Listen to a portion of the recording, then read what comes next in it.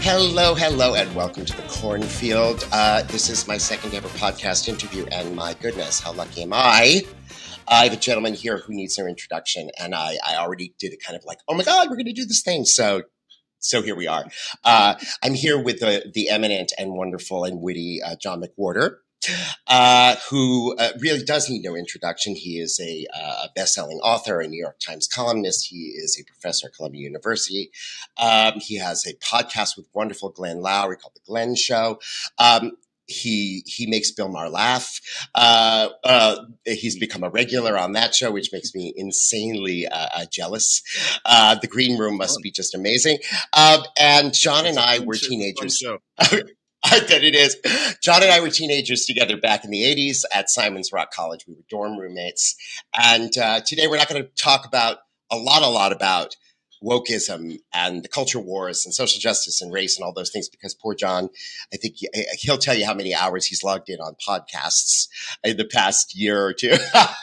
But we are going to talk about one of our mutual loves, which is musical theater and what's being developed now and what we love about it, and also about Black musicals and cultural appropriation, which is something like, just the phrase makes me cringe, and things of a musical theater queen in nature. So I'm so grateful to John. John got me into all this trouble, which we'll talk about a little bit as well. But I'm so grateful that you're here. Hello, John McWHORTer. Thank you for taking time out of your summer break to come and blather with me. Hello, Jamie. So glad to be here. So there was an edit there. We had a weird little technical glitch. These things happen. So the question was, John McWHORTer, so I've heard you say both that musicals are your church. I've heard you say this. Very convincing. That is quite accurate. And I've also heard you, well, in our interview with the three of us, me, you, and Glenn, you credited me with introducing you to the Broadway musical oeuvre, because I was a little musical theater child, Definitely. little theater child.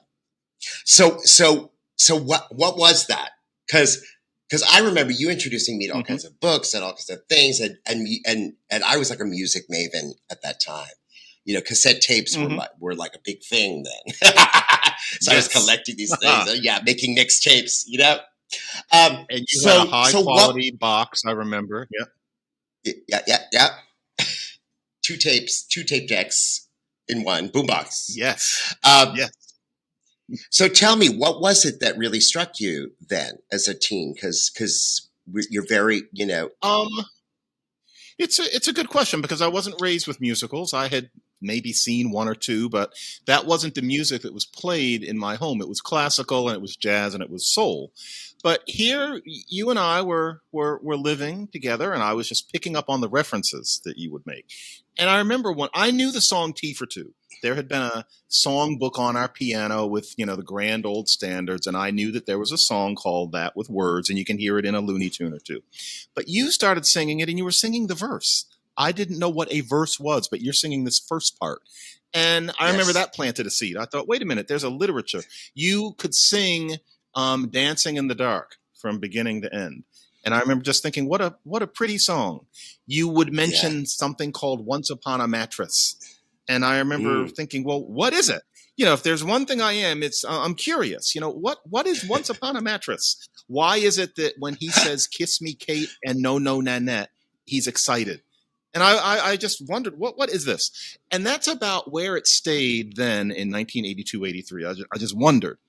But then when, you know, as most of us went to a different school after 2 years of Simon's Rock back then, and I went to Rutgers, and I had a friend who was into this Stephen Sondheim person who I had never heard of. I had seen the name in some books and had been a little ashamed I didn't know who Sondheim was, and had kind of lived my life pretty well regardless. And this friend had an extra ticket for something called A Little Night Music. It was a New Brunswick production of A Little Night Music. That didn't sound at all interesting to me. I thought, is it Mozart? What's it going to be? There's going to be a story set to that music. But, you know, I went because, you know, there's no internet. What else is there to do? And about 10 minutes into it, when they're doing Soon, Now, and Later, I remember just sitting there and thinking, this is the best music I've ever heard. And I wasn't primed for it. I didn't know that it would be Mhm. chic of me to like Sondheim. I didn't know what it meant to be a musical theater fan. I didn't know that for a long time it was going to be awkward to be a straight one, to be really into it. Much less of an issue now. But in 1985, I was lonely. But I just knew Yeah. this is the best music I've ever heard. And because I'm obsessive, it started there. First, I had to get the album, the LP, and then record it onto a cassette so you don't wear out the LP. Then, well, what else, Sondheim? And so then comes Follies and Company. And then a friend of mine lends me Sweeney Todd. One friend actually had Merrily We Roll Along. And back then, there was only so much of an oeuvre. And so after I had It's heard true. all of Sondheim, I thought, he's referring to other musicals. What are the others? And so like Follies is clearly about this long line of musicals. I want to hear them. And then I started thinking, what is a Fiddler on the Roof? Like, why is that interesting? What is a My Fair Lady? How good could that be? And, I was thinking that's such a boring title. What do people like? And so I rented the new thing called the video cassette and watched the movie and thought, this is some of the best music I've ever heard. And so I was just Yeah. off to the races. And pretty soon I was a mini expert. And Jamie, it started with you. You put a bug in my ear. What is this? I'm discontented with rooms that are rented. How does he know that? And what more of that is there? That's that. So you started it. It's your fault.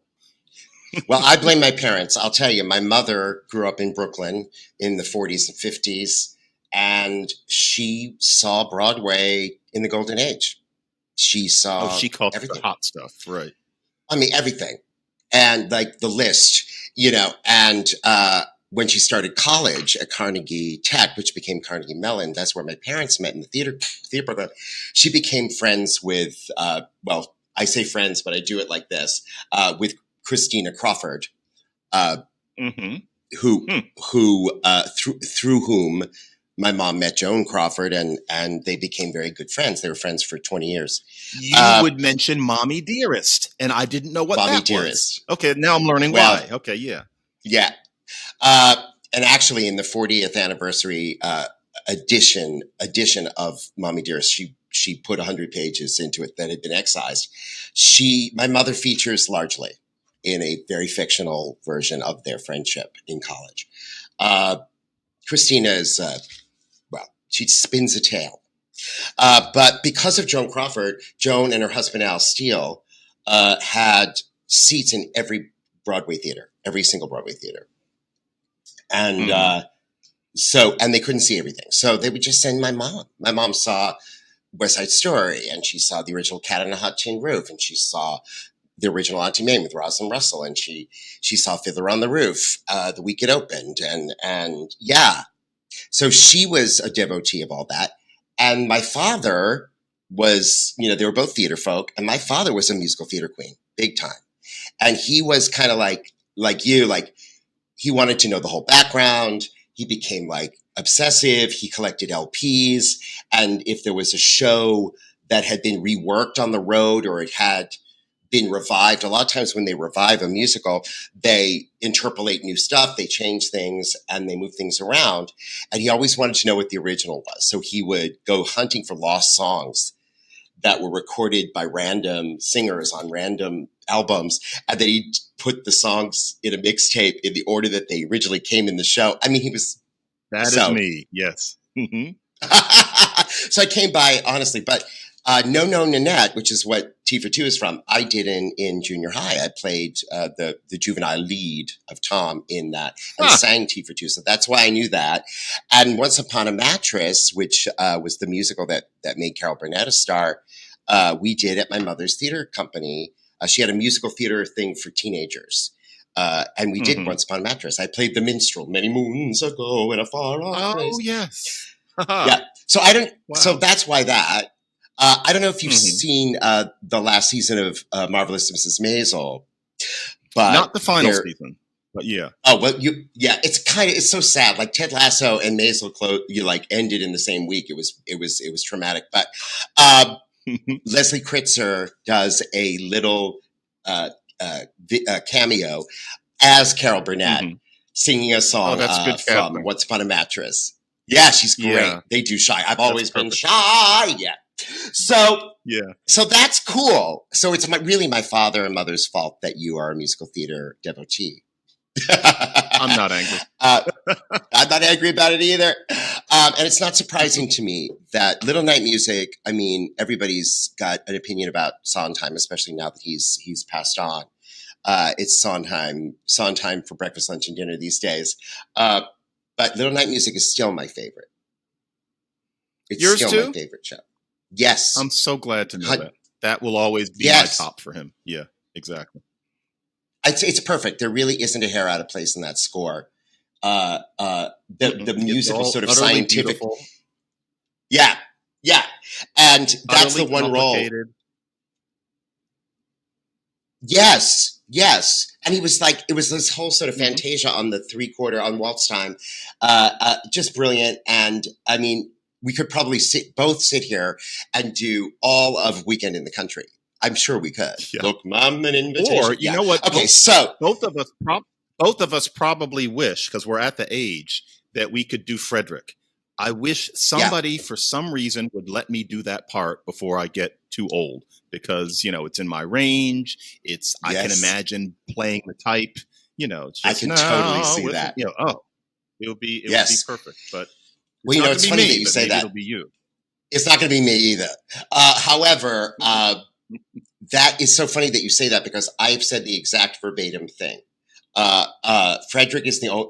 I wanted to play Sweeney when I had the chops to play Sweeney. Back around early 2000s, I was in very, very great voice. I had just come out of graduate school, and I was playing La Cage aux Folles at Algonquin, and I was able to really give that big, belty baritone voice.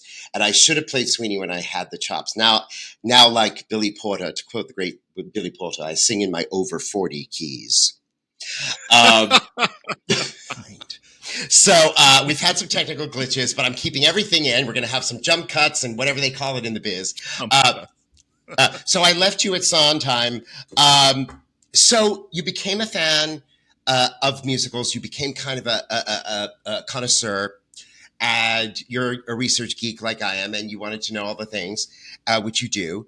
And so what have you seen in recent years on Broadway? Like, either for new musicals or significant revivals, because we're going to get into the stuff that is like cringe, as the children say, about what's happening right now with the theater and with the arts in general. But what have you seen the past, I would say, decade that has really electrified you, that you really felt like this is something that has some staying power? This is something, or a revival that really illuminated something for you?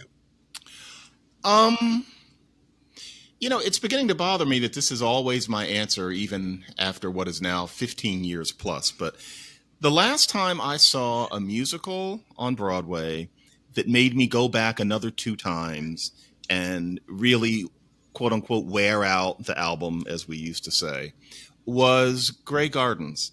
I thought it was just a masterpiece. I thought every note of the music was interesting. It took you about 6 times to quite get some of the songs, but I enjoyed the challenge. I thought it was a very interesting story. I like the work of Frankel and Corey. They're never uninteresting, but I hate to say that remains to me their best piece of work. And I know they have other things coming. And what's interesting about Grey Gardens, to give a bit of a preview as to some other things I think we're going to touch on, is that already that show that was done 15 years ago, there are parts of it that could not pass muster now, because there are times in it where, tongue-in-cheek, people are being made fun of for being racist, but now the way to read it would have to be that it is racist. And so when Christine Ebersol's leading character sings what Michael Potts says, well, Madam's singing one of her freedom songs, and she sings this, ridiculous Aunt Jemima thing that's also clever. Now It couldn't be performed because we're supposed to pretend that she's actually standing there singing it. Then there's also the little geisha thing that happens. Once again, we're supposed to think that that's a woman standing there singing that song in Chu Chin Chow 125 years ago. And so that worries me. I don't know if we can see a Grey Gardens that we saw. And it's not as if it's Showboat running in 1927 where Queenie was played by a white woman. It's not something so utterly ridiculous that we wouldn't do it now. It was 2007. There was digital photography. iPhones were beginning. And so I worry. But in terms of revivals, the Ragtime revival was absolutely splendid. I walked out of it just on air. It was just that pared down production. Little bit. A little bit Yeah, less Robert Petkoff played loaded. Tata. Yes, Petkoff, and he was really. There were really interesting performances. The Cole House. I guess we're not supposed to say this, but I found it made it better. Cole House wasn't hot. With Brian Stokes Mitchell, you're rooting for him the minute he walks out because of what he looks like. This Cole House, decent looking guy, Quentin something, I forget his name, but just looked like a guy. That made the story more interesting to me. That he to me said Black America in a way that Stokes can't, because Stokes is this kind of archetype. Really, really interesting. But both of those are old-fashioned pieces. I mean, I've gotten to the point where I have had to admit, and I admit this with no rancor, no sense of fear, I don't like a lot of the new stuff as much as I used to. I used to think I would be somebody who would always like the new things and always have an open mind. Because I remember people my age in the 80s who hadn't gotten Sondheim, who only wanted to listen to Jerry Herman, and they thought that Follies was just noise.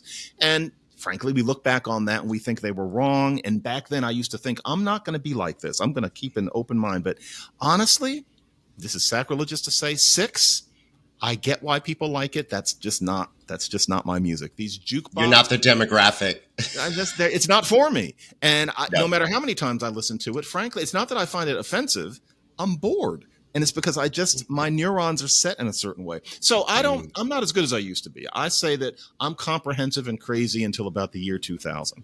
After that, it's been rarer and rarer, and I've just made my peace with it. Great comment. I respect it. I don't want to hear it. And I think it's just because I'm older. Brilliant younger people are listening to it, and clearly to them it's Porgy and Bess. I can't tell them they're wrong, but I can't hear it that way. And so, musical theater is like anything, any work of art. You don't know if it's going to have longevity, if it's going to have staying power in the repertoire until time passes and you see what happens. But you can usually tell. And I have not been on Broadway.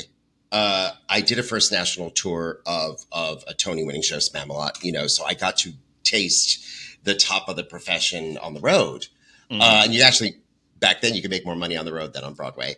Anyway, because you got a per diem for your, expenses, your hotels and things like that. Yeah. And you could, back then we didn't have we had internet, but we had Airbnb and things like that. You could take the money and, share a sublet that you got on Craigslist or whatever with a cast member and pocket the rest. It was all tax-free money, that money. And it was back then it was $800-900 a week, plus you're making a six-figure income.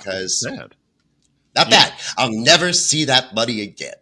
But but I do revivals.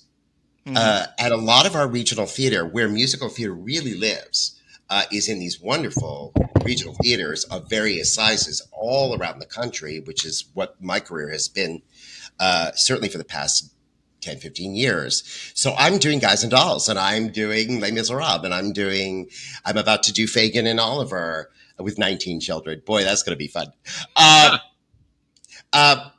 So that those shows have staying power. And there's certain shows that come off the Broadway, and the first national tour ends or whatever, the tour ends, and then it's licensed. And those shows get done. I did Nice Work If You Can Get It, several productions of that. There are certain shows that then make their way through that circuit. Exactly. And get done a lot. The jukebox musicals are very popular that way, like Jersey Boys, Guaranteed. Understandable. Yeah. Those things. Yeah. But Grey Gardens is an esoteric show. Based on a really weird documentary about some really, really crazy people. Yeah. Some things you just know they're not going to have a life. Some things should have a life. I think probably my favorite thing that I've seen in the musical theater just in the past, in recent memory, the thing I loved the most was Bright Star. I never caught that, but I've heard good things. Well, I didn't expect to love it. It's a bluegrass musical. But it was Steve Barton and Edie Brickell wrote it. It was based on an unbelievable true story. And I was already a big fan of Carmen Cusack, who really has not had her chance to really shine. She's Encore's glorious. Used her for Call Me Madam because they couldn't get somebody else. And of course, when she did it, she had to have a cold. I remember thinking sometimes God is not nice to people. And that's the only time I've seen her. And I know that she can do better than that. She tried her voice is incredible. Yeah. Yeah. I didn't do Bright Bright Star. Star, honestly, because I thought, how flexible is bluegrass going to be in telling a story? And I had very young kids at the time, so I let it go. Was I wrong? I think so. Yeah. It's Okay. not my style of music, but Walter Bobby, directed that. And he's the guy who directed the Chicago that's been running forever and ever and ever and ever. That also started at Encores, City Center Encores. But it's very storytelling style. And the band's on stage. And it's for breaking the fourth wall and all this ensemble like stuff creating the environment. It becomes folk theater. Yeah. Yeah. But I loved it. It was very moving. It's very thrilling. It was thrilling. But honestly, I haven't had that experience in recent years in musicals, and they're doing weird things. They're like really messing with some of my favorite stuff to make a political point, like the Oklahoma revival that Daniel Fish directed. You didn't like which it? I call. I went with it. I found it very interesting. The only song that you can't fix, where it's hopelessly of its time and there's nothing that you can do, is People Will Say They're in Love.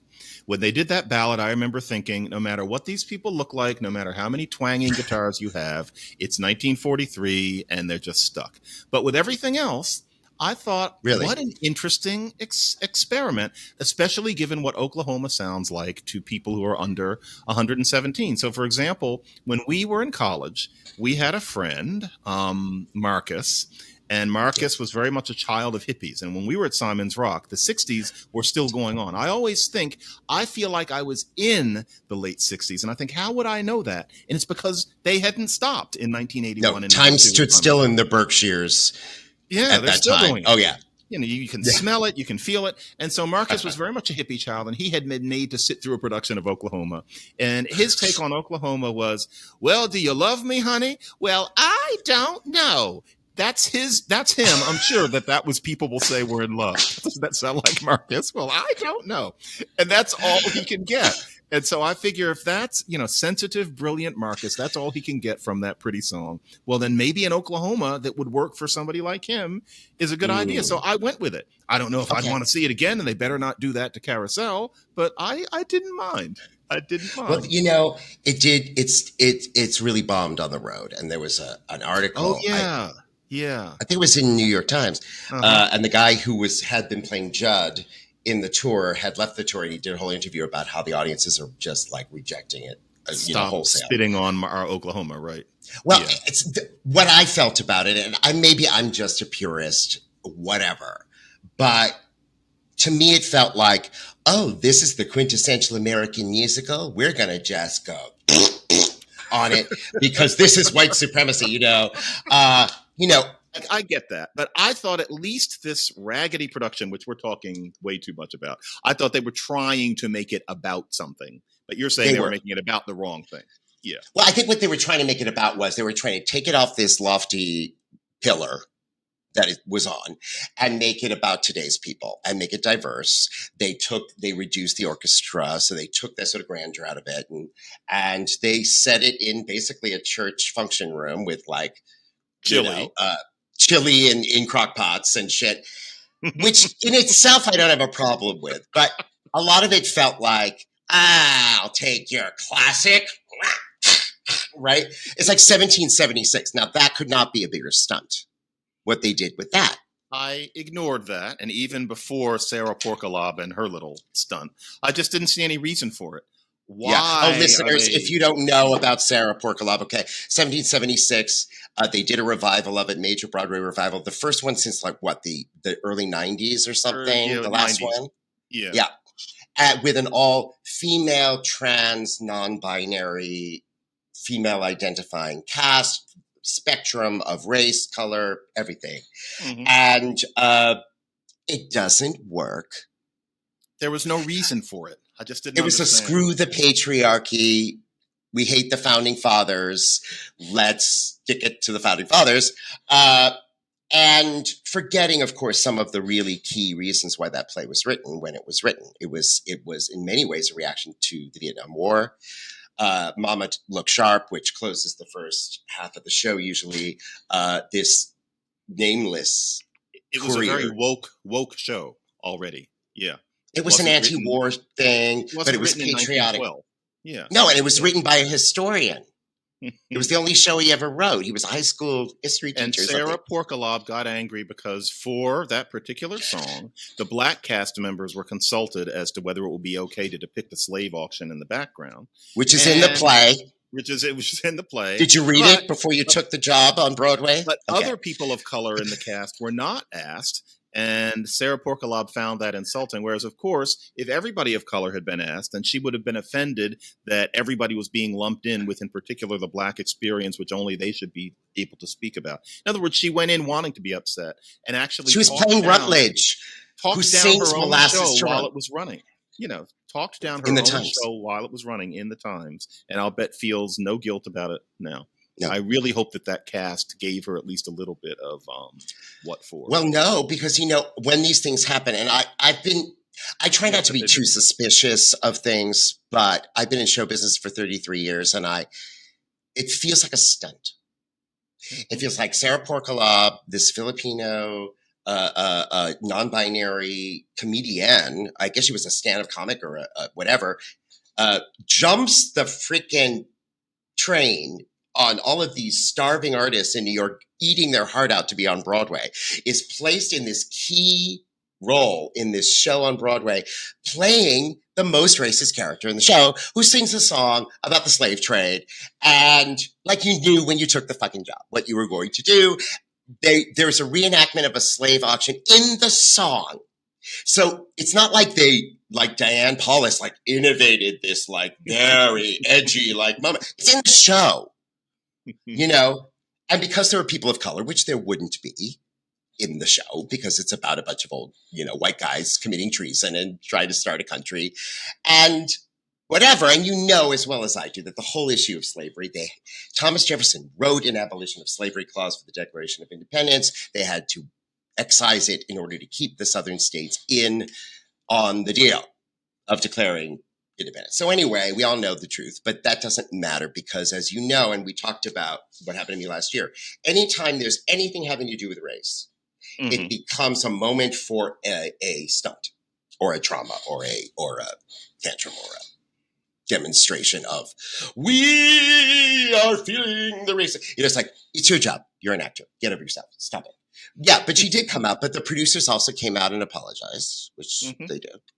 I don't know if you saw, there's this musical, and Juliet, that's on the Broadway. Haven't engaged it yet. I'm not sure if I should. It's a young show. It might be one of these that are beyond what I can hear. What do you think? It's harmless. Okay. It's not going to make your eardrums bleed. It's fairly derivative pop, a kind of musical. But see, that's what I mean, because a lot of I hate sounding like this, but a lot of the modern pop to me is just, it's not offensive. It's not my ears. It's just I'm bored. It's regurgitated. That doesn't excite me. And that's what an awful lot of it is. It's a sweet show, and it's kind of like an urban, diverse, cultural take on a new sort of feminist, whatever, gender fluid take on Romeo and Juliet, which the fact that they're even approaching something legitimate like Romeo and Juliet is great. But there was a stunt that was pulled by one of the cast members. There's this young non-binary performer, Justin, name escapes me, playing the first ever explicitly non-binary character in a Broadway musical in the show. Right. Groundbreaking, right? Non-binary, by the way. I don't know. You tell me. You're the freaking professor. This was coined 5 years ago, right? It's when I heard it. Yeah. As an identity. And then it became trans. Well, I think that synonymous. Right. I mean, the non-binary and trans are different. I'm sure somebody said non-binary in 1917, but in terms of when most of us heard it, I would say about 5 years ago, around when we became more acquainted with the idea of trans. Yeah. Okay, so it's a new thing. You're a non-binary person. You're this new kind of person. You're playing this role specifically for this new kind of person in the Broadway show. And a month and a half before the Tony nominations were even announced, this person speaks to the press and says, I am in advance refusing consideration for a Tony Award for supporting actor in musical. Oh, because of the you gender don't have a categories. category for me. Right. First of all, the audacity to come out, you're a young performer doing something that people dream their whole lives to do, being yourself, paving the way for other non-binary people playing this part, but you're complaining about a nomination for a Tony Award that you haven't even gotten yet. The person is doing their job, right, in their mind. Yeah. And I felt like the whole thing was concocted because then the producers came out and they said, we're trying to do this, we're trying to do this. It was concocted to try to encourage the Tonys to do a gender neutral category, right? A non-binary actor won Best They, Them in a Musical. Wonderful J. Harrison Gee, who's a wonderful, wonderful performer and identifies as non-binary.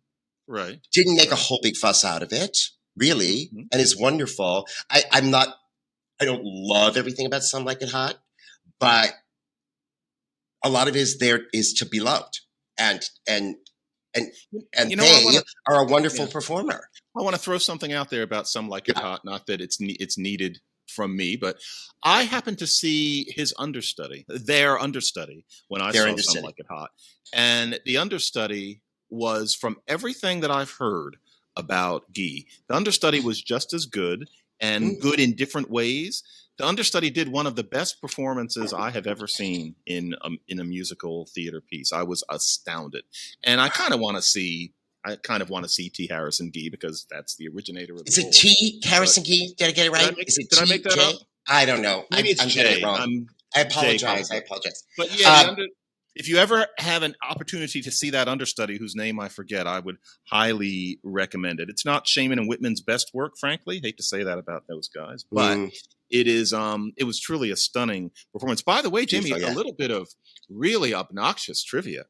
I think the first non-binary character not performer, but character in American musical theater is back in the teens. It's Irene, which actually had a revival in the 70s when with Debbie Reynolds.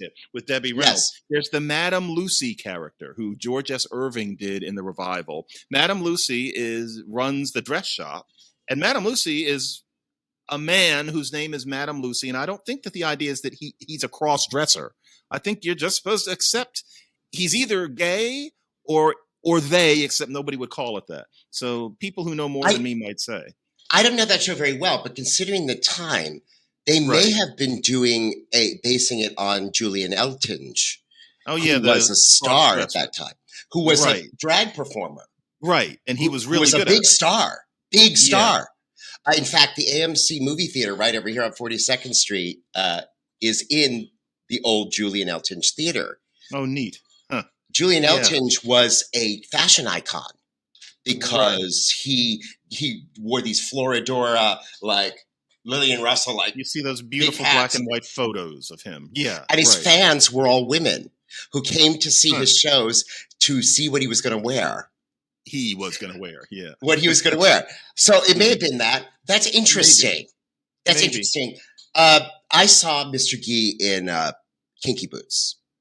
Oh, yeah. I had seen Billy in it because I've known Billy sort of weirdly tangentially since the early 90s, because I came to New York in 93 doing my drag act as Lauren Bacall at Don't Tell Mama. And Billy had just won Star Search the year before, and he was a big deal. And he was doing his show at Don't Tell Mama. And Billy's one of these salt-of-the-earth people who never forgets anybody. I can imagine. Never. Yeah. And every time we see each other, he's like, girl. Oh, it's so good to see you, Jamie. Oh, yes. I've seen the wind-up. I'm a few yards from him every 3 years for some reason. And he is the same way off stage as he often is on. It seems to me that movies and TV especially, I love what's happening across the streaming platforms, is extremely diverse. Mm-hmm. And Hollywood's super duper woke. So why do we need these restrictions? And you don't get to be eligible for the top prize unless you tick some boxes when things are already happening. This is part of this movement, this culture right now, John, that it's already happening, but everyone's miserable. Like it's happening. Yeah. Like this non-binary kid living the dream on the Broadway, but they are miserable and have to complain. I don't get it. And I don't know why these restrictions are there. And I start to get mad. And I don't get mad as a white person very often. In fact, I try not to preface anything I say anymore as someone who, because I'm sick of it. I don't need your permission to talk about my experience. So, that. But, right? But I start to feel like the assumption is made that any white cisgender person, unless they are watched, is going to do something wrong.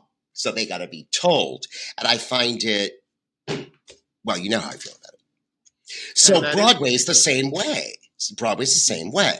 So I want to talk about a little bit about, because you have knowledge in this area, and I'm really interested in this, because there's a lot of, I love what they're calling it race swapping now, which I think is a terrible thing. We used to call it non-traditional casting or colorblind casting, but of course, Ibram X. Kendi made the phrase colorblind like taboo now, which is just ridiculous. Mm-hmm. But like when artistically things are done cross the gender line or cross the racial line with casting, it's been going on in classical theater forever in this country, at least since Joseph Papp and the New York Shakespeare Festival. He really was committed to that.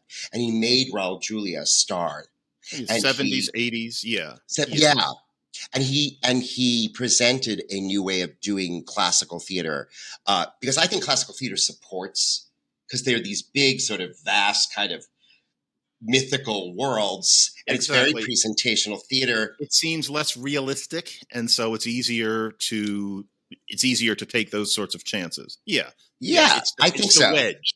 Yeah, exactly. And we've been doing things like, I don't know if you remember the Trip to Bountiful revival, this Horton Foote play with Cicely Tyson and Vanessa Williams, who was amazing, and Cuba Gooding Jr. It's a play about sort of farming folk, like sort of poor middle class, working class white folk in Texas, in like the 50s. Why can't they be black? Right. Exactly. And they can. Mm-hmm. And it was brilliant. Brilliant. I met Cicely Tyson and James Earl Jones when they did the Gin Game, another play that can be done by anybody. And they did that at the Golden Theater. And a friend of mine worked there, so I got to meet them. Both were just lovely people. When it works, it works. Like Death of a Salesman. Did you see the Death of a Salesman they just did? I was very busy. Okay. And I got the feeling it didn't make sense. That's a very historically specific character. That's not something a black person would be going through. Those aren't the questions the black person would be asking. And I wasn't prepared to believe it. God bless Wendell Pierce. God bless. Wonderful actor. A wonderful. But I thought, with all I have to do these days, I'm not going to pretend that I believe that Willie Loman could be a black man with the specificity of 1940s and 50s America. Another example of this, there are times when I agree with you that a lot of it was already happening before 2020, and I'm not exactly sure that I can say that it wasn't happening fast enough. Theater, for example, musical theater and straight theater were changing very quickly in terms of non-traditional casting. I sat through a production of On Golden Pond with James Earl Jones and Leslie Uggams and Linda Powell, who happens to be Colin Powell's daughter. And everybody was doing as good a job as they could, but frankly, I didn't like it, partly because the James Earl Jones character, the Henry Fonda character, says a couple of explicitly racist things. How is it that James Earl Jones is doing this? Or there's a lack of sensitivity sometimes about black people's individuality. James Earl Jones talks like this. Leslie Uggams talks like this. Linda Powell talks like her father. Then they had the little kid, and the little kid talks like this. Well, the little kid probably grew up in very different circumstances than any of those three people, but he doesn't talk like them. And so Right. why do you have him? Where did he learn that dialect way of pronouncing things if nobody around him? And we're just not supposed to notice, but I did. And so you wind up with problems similar in that era. Actually, this Yeah. was a complete disaster and nobody wanted to touch it in the reviews. And I understood why. Come Back Little Sheba with S. Epatha Merkerson as Oh, yes. Shirley Booth, basically. It was a Mhm. catastrophe. It's supposed to be 1951. It's this Yeah. ignorant little white small town. S. Epatha Merkerson, you could say she's just playing a person, but she's a black person. Why would there be an interracial marriage in that town that wasn't talked about? And in addition, for some reason, her husband... And he's a doctor, right? Right. Her And the Burt husband, yeah. Bacharach is 20 years younger than her. So she's like 53 at the time. He's like 33. There's no chemistry. What is this? And if you're going to say that Esapatha Merkerson is playing just a person and she's supposed to be white, it doesn't work because Americans have different ways of talking, and Esapatha Merkerson has a black scent. She seemed like a middle-aged black woman. Why is she married to this slinky 30-year-old white guy? And if that's what's going on, you haven't got to play. And the worst thing about it was that no one said anything about it because everybody they couldn't. Yeah, they didn't want to say anything. Well, look, now they say things about things, but they say the wrong thing about it. Like, there are two kinds of casting when it comes to like putting people from other races or other genders or whatever it is into roles traditionally played by. There's colorblind. And there's color conscious. Ibram X. Kendi, the anti-racist movement, is like colorblind means that you're pretending that you don't know racism exists, which is absurd. Mm-hmm. I saw Audra McDonald in her breakout role right out of Juilliard. 12 times I saw her because I was an usher at the Lincoln Center Theater in the early 90s. And I saw her play Carrie Pipperidge in Carousel with Shirley Verrett as Nettie Fowler, and a diverse cast, including Darius DeHaas and a whole bunch of fabulous people. All of this was newer then. Yeah, exactly. And it was 1994, whatever. Yeah. But Audrey didn't play Carrie Pipperidge like a black girl. There was no reference made. There was no rewriting. She played Carrie Pipperidge, and she became a star because she was phenomenal. And you just accepted it. Mm-hmm. You accepted it. She had brown skin. Who cares? Right. She had brown skin. Yeah.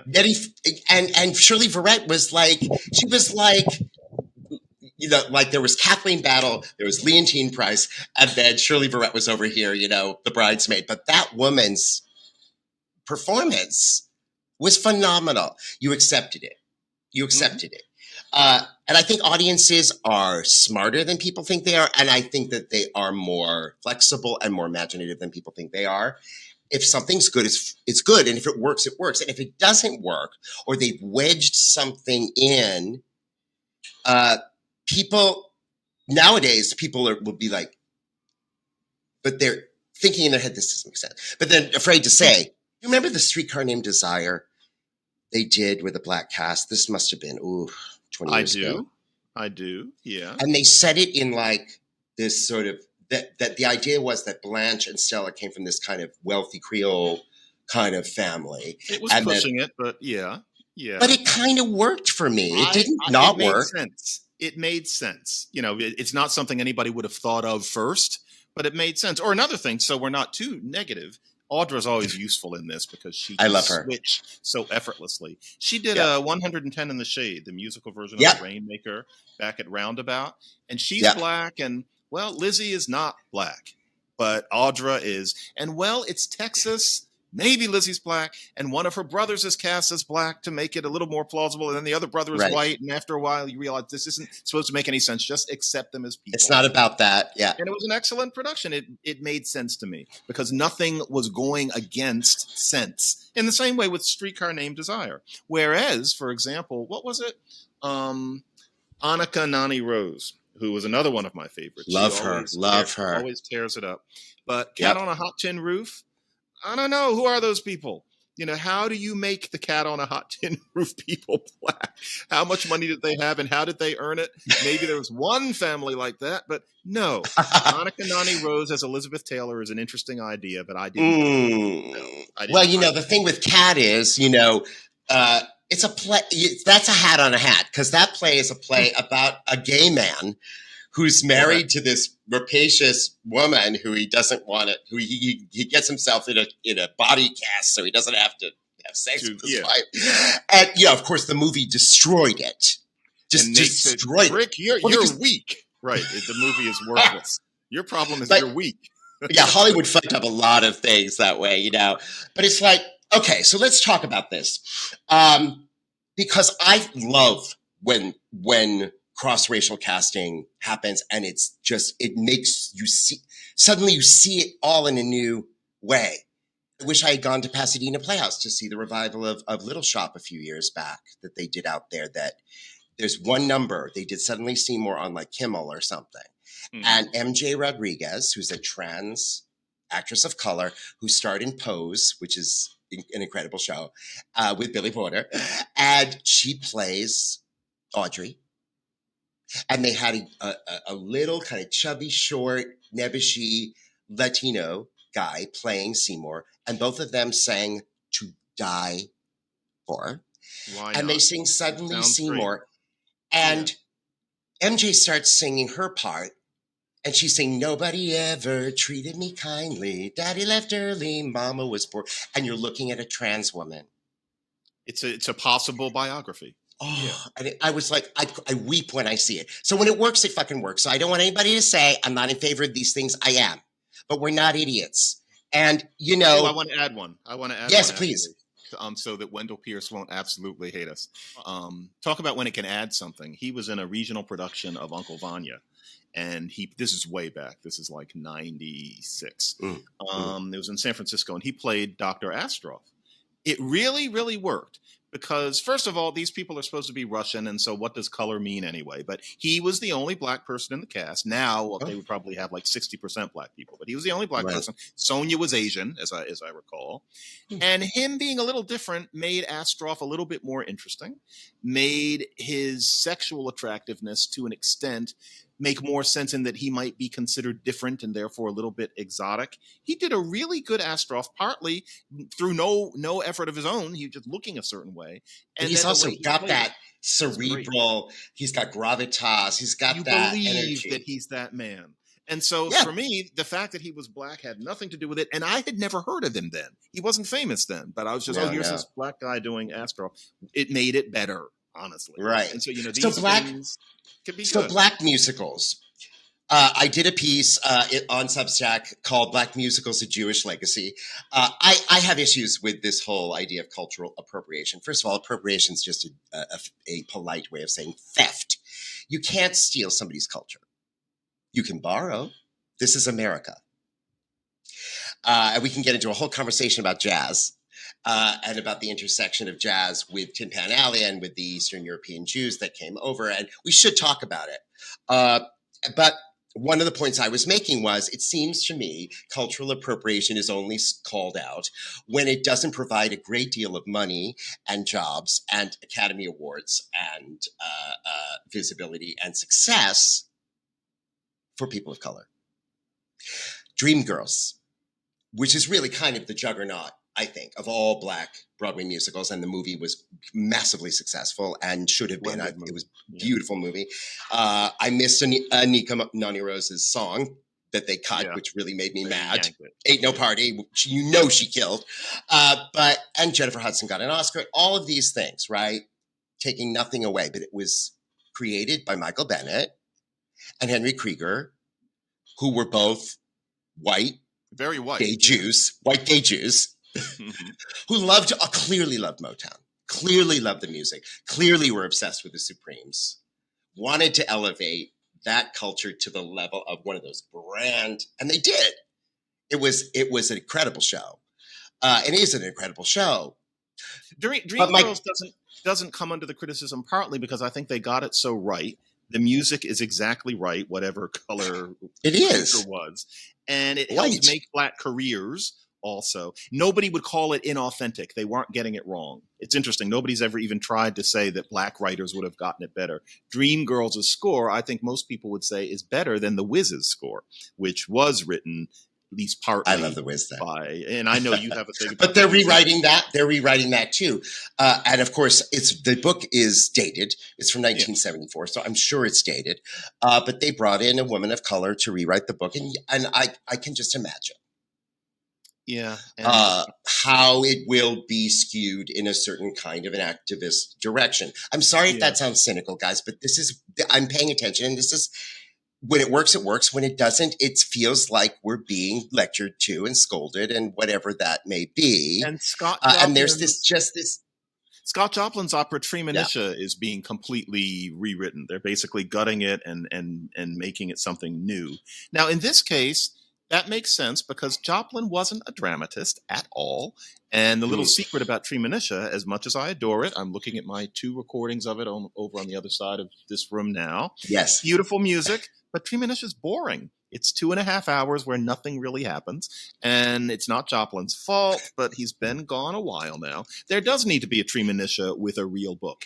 And so I'm very happy to see it rewritten. And if it's going to be all full of wokeisms, well, there are worse things, and at least there'll be a Treemonisha that people actually enjoy sitting through. That's a nice thing. Well, yeah, and people will know it. I don't know. I love that score. I grew up. See, here's the thing. When I was a child. Yeah. Oh, good. When I was a child, I was obsessed with any child star. And I was, of course, obsessed with Judy Garland and Wizard of Oz. And I had the Wizard of Oz LP, and I played it over and over and over again. And then The Wiz came out. And before I even saw the show, I had the album. Mm-hmm. And I wanted to be Stephanie Mills. I would lip sync in my bedroom to Home and belt that to the rafters. That score is perfection. I'm so glad it's coming back. The movie, I think the movie was a disaster. But they made a lot of mistakes. Diane Ross being the first. Yeah, I mean, she's hopelessly miscast. Sidney Lumet had no idea what he was doing. But it's a much better score than I remembered. You actually got me. I pulled out my LP, and I found myself listening many more times than once. Yeah, I'm so glad it's coming back. I got to see, they tried to revive it. I guess it was in the 80s. And they did a tour of it. It didn't come in.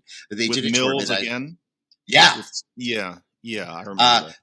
But she's like a peanut. And she had the little space buns and her little journal on and shit. And Andre DeShields, who is my neighbor and lives in my building and is a lovely man, came out and I saw him in Ain't Misbehavin' in 1978. In Boston with Nell Carter and the original cast, and he's just a force. I mean, he's just dynamic. And, he must be. Oh, incredible! I'm just so glad they're bringing the show back. I just hope that they don't start preaching at us. It's not necessary. It's a celebration of all kinds of Black musical styles. It's just a great piece for a new generation. I think they need to. I would set it in the 70s so that they could get a sense of that culture. They're going to load it up with stuff. The Scarecrow is going to have some sort of issue of some kind that we never expected. The Lion, we're going to learn more about the Lion's trauma. That's definitely what it's going to be. Oh no! Well, I have heard that they're making Eveline. She has a designer jean empire. She's her factory of Winkies are making designer jeans, and she's this I don't know. But anyway, so in the final 10 minutes that we have, the thing that we were going to talk about in the first place, but I don't give a shit. I hope people are entertained. I am. This is for me, really, John. So let's go back because I was being snarky because I'm snarky about cultural appropriation because I think it's bullshit. Mm-hmm. We all know when somebody does something that's inappropriate. We all know when somebody writes something that's a stereotype.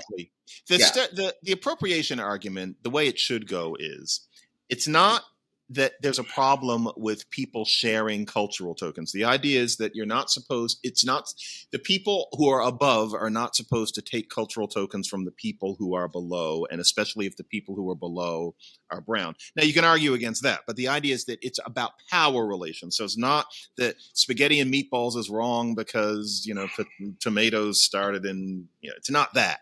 It's supposed to be white people aren't supposed to steal things from Black people. Now, I agree with you. You cannot steal a culture, for one thing. And of course, Elvis is one thing where people make lots more money doing something that Black people were not making as much money doing. But to extend that, to Dreamgirls or something like that, I agree that the argument has left any kind of sense. Well, like, let's look at recent years, okay?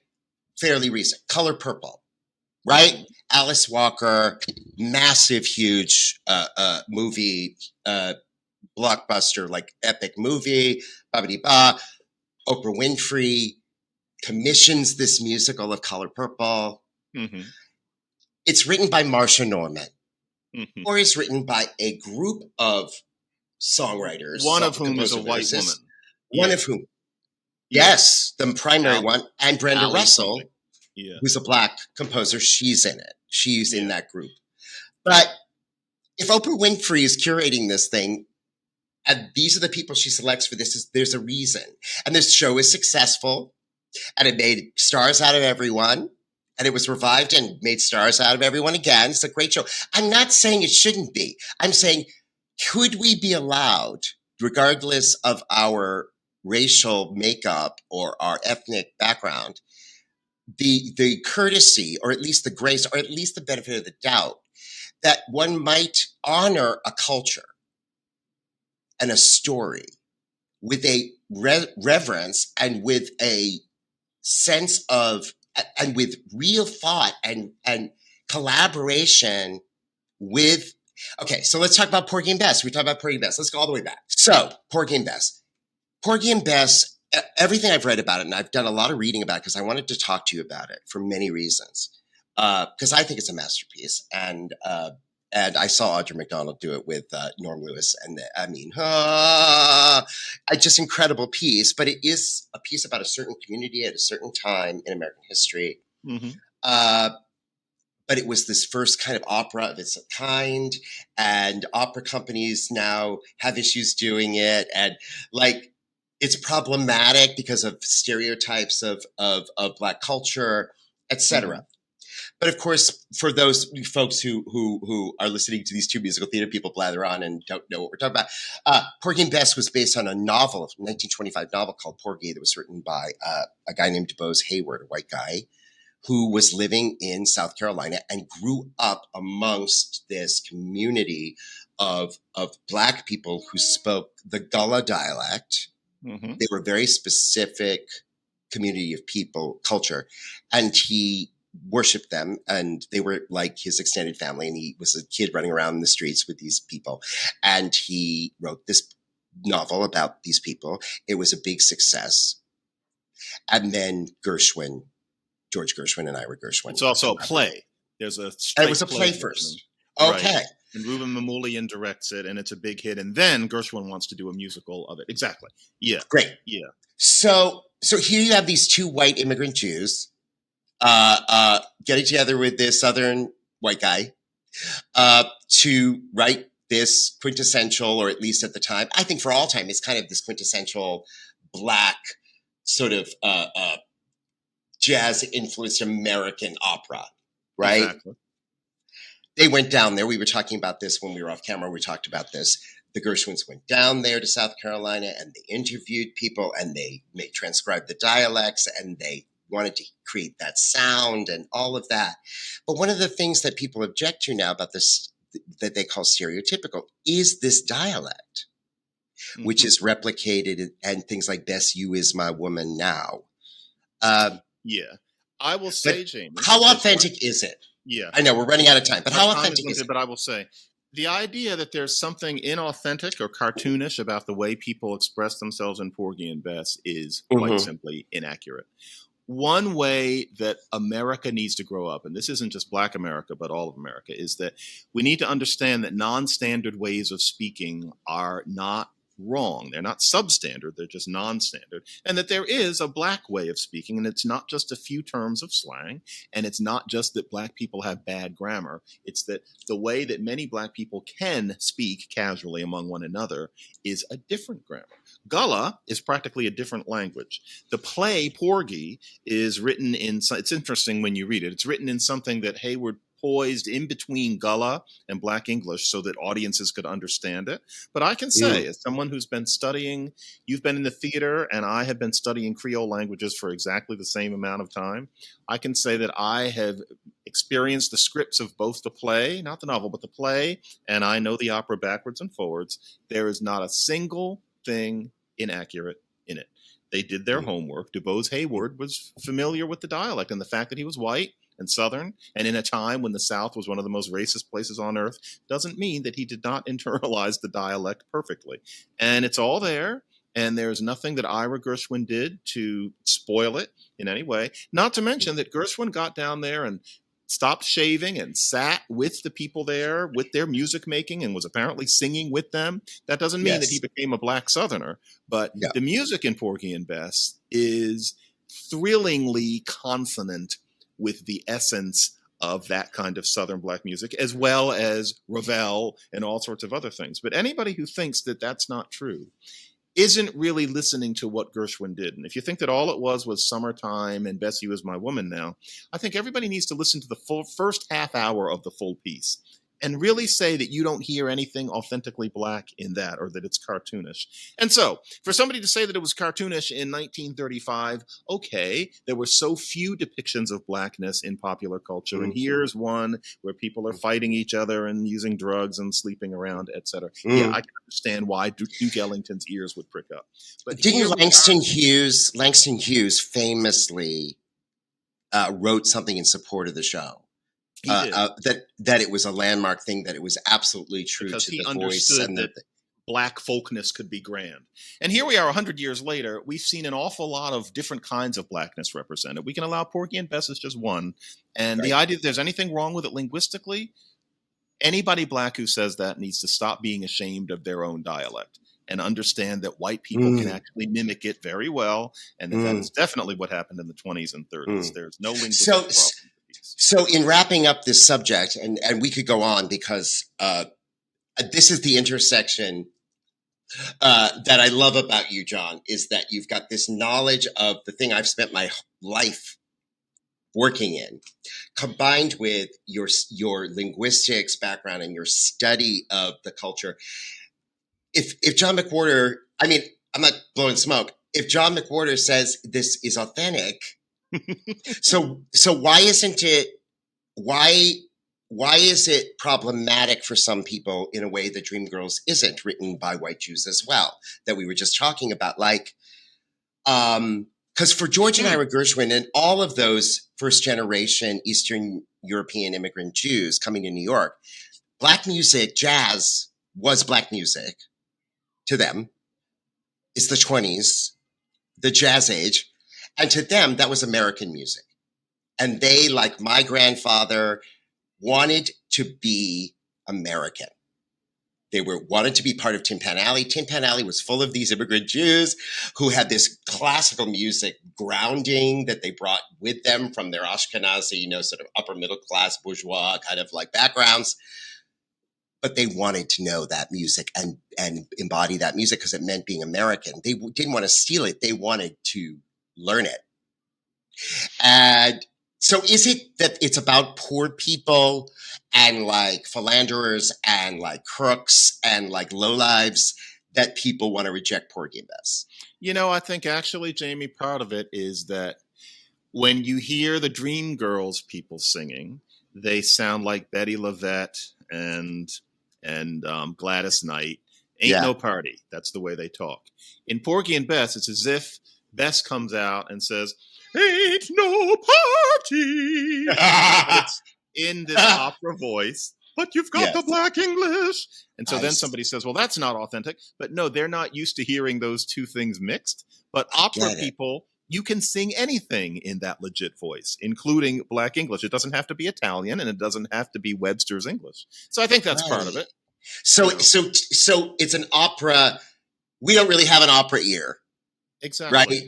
Exactly. Or we associate it with Italian, German, or High English. And so it's one thing for somebody to sing, "I am your master," but not, "Bess, you is my woman now." Right. It's not supposed to be, "Bess, you are my woman." That would be hopeless because that's not the way Porgy would have talked.